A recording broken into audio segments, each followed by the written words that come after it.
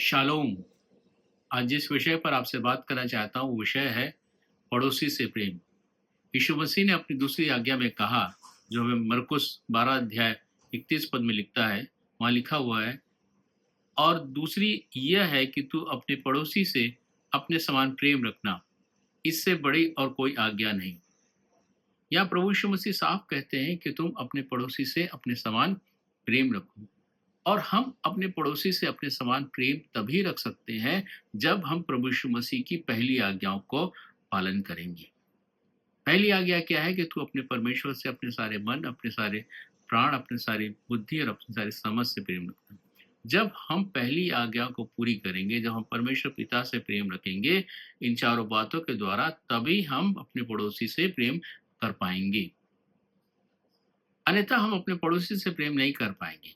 इसलिए ये जरूरी है कि हम परमेश्वर पिता से प्रेम रखें ताकि हम अपने पड़ोसी से प्रेम रख सकें। और पड़ोसी से प्रेम का मतलब क्या है कि हमें उनकी सुधि लेना है, हमें उनकी चिंता करना है, हमें उनकी सेवा करना है, हमें उनकी हर हालत में उनके लिए अपने आप को तैयार रखना है।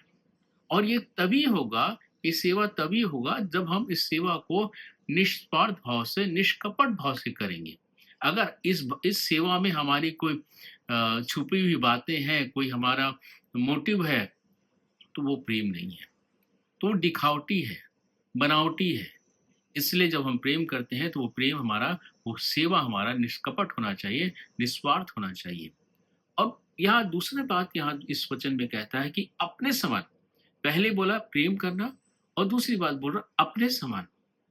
अपने समान प्रेम रखने की बात यह है कि जो बात हमें अच्छी लगती है वही बात हमें पड़ोसी के लिए करने की आवश्यकता है। अगर मैं अपने से प्रेम रखता हूं तो मुझे पड़ोसी से भी अपने समान प्रेम रखने की आवश्यकता है। अगर मैं अपने आप को दोष नहीं लगाता, दोष नहीं देता, तो मुझे पड़ोसी को भी दोष लगाने की आवश्यकता नहीं है। अगर मैं अपने लाभ के लिए काम करता हूं तो मुझे पड़ोसी के लाभ के लिए भी काम करना है। उसकी बुराई, उसके हानि के लिए काम नहीं करना है। जो भी मैं कुछ करूं, मैं उसके लाभ के लिए काम करूं, उसकी भलाई के लिए काम करूं। और जब मैं अपने आप को किसी बात के लिए, कोई गलती हो जाती है तो क्षमा कर देता हूं, तो यही मेरा पड़ोसी भी अगर किस बात में कोई गलती कर देता है तो मुझे क्षमा करने की आवश्यकता है। ऐसी बहुत सी बातें हैं जो मैं अपने लिए नहीं चाहता, वो मुझे अपने पड़ोसी के लिए भी नहीं चाहना।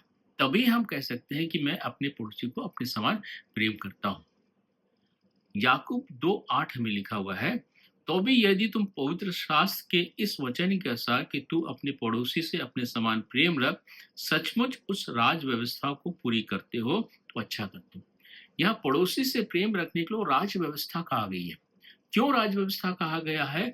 कि अगर हम याकूब 2:8 से 13 तक पढ़ेंगे तो वहां हम पाएंगे कि जो 10 आज्ञा थी, 10 आज्ञा में 5 से जो 10 आज्ञा है, 5, 6, 7, 8, 9, 10, इन आज्ञाओं का पालन करते हैं अगर हम अपने पड़ोसी से प्रेम करते हैं तो।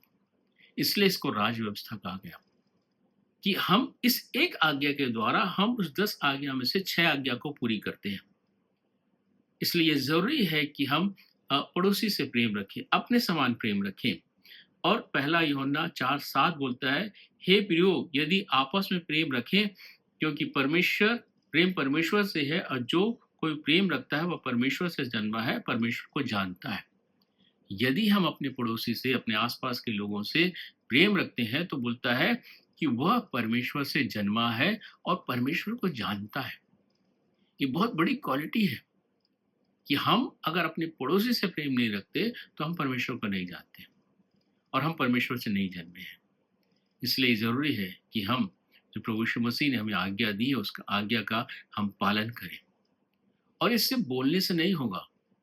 पहला यूहन्ना 4:20 में बहुत क्लियरली इस बात को समझाया गया। वहां लिखा हुआ है, यदि कोई कहे कि मैं परमेश्वर से प्रेम रखता हूं और अपने भाई से बैर रखे तो वो झूठा है। ये दोनों जो प्रतिज्ञाएं, दोनों जो आज्ञाएं हैं, वो साइमल्टेनियसली चलती हैं। यदि मैं बोल रहा हूं मैं परमेश्वर से प्रेम रखता हूं और भाई से बैर रखता हूं, तो वो झूठा है बोल रही है। आगे लिखता है, क्योंकि जो अपने भाई से जिसे उसने देखा है प्रेम नहीं रखता, तो वह परमेश्वर से जिसे उसने नहीं देखा प्रेम नहीं रख सकता। अगर हम अपने भाई को, जिसको हम देख रहे हैं, जिसके साथ हम जीवन बिता रहे हैं, जो हमारे साथ-साथ है, अगर हम उसको प्रेम नहीं रख रहे हैं, तो हम कैसे कह सकते हैं कि हम परमेश्वर से प्रेम रखते हैं? 2 बातें यहाँ हैं, परमेश्वर से प्रेम रखेंगे तो ही हम अपने भाई से प्रेम रख पाएँगे, और अपने भाई को, जो हमको, जिसको हमने देख रहा है, उसको हम प्रेम रखते हैं, तो ये ज बात को ज़ाहिर करता है कि हम परमेश्वर से प्रेम रखते हैं। इसलिए हमारे जीवन में, एक विश्वासी के जीवन में ज़रूरी है कि वो अपने पड़ोसी से अपने समान प्रेम रखें।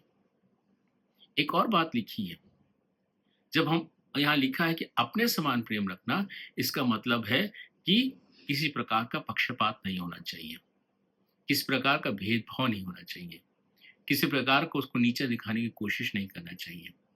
क्योंकि परमेश्वर पिता, जिसने हमें, हमारी रचना की है, जिसने हमें बनाया है, वो किसी का भेदभाव नहीं करता। याकूब 2:9 में लिखा है, यदि तुम पक्षपात करते हो तो पाप करते हो और व्यवस्था तुम्हें अपराधी ठहराती है।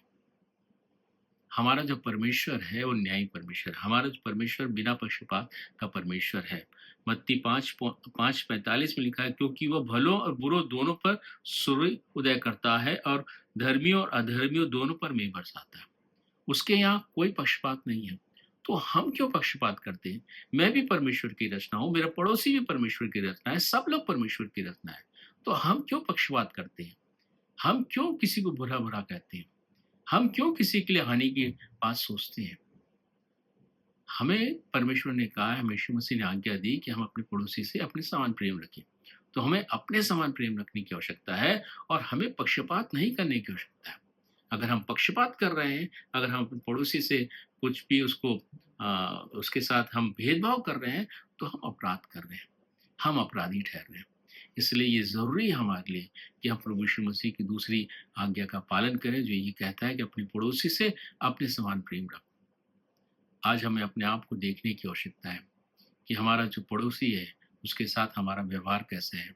क्या हम उसके साथ प्रेम का व्यवहार कर रहे हैं, या हम उसके साथ घृणा का व्यवहार कर रहे हैं, या हम उसके साथ बैर का व्यवहार कर रहे हैं, या हम उसके साथ संगति ही करना नहीं चाह रहे?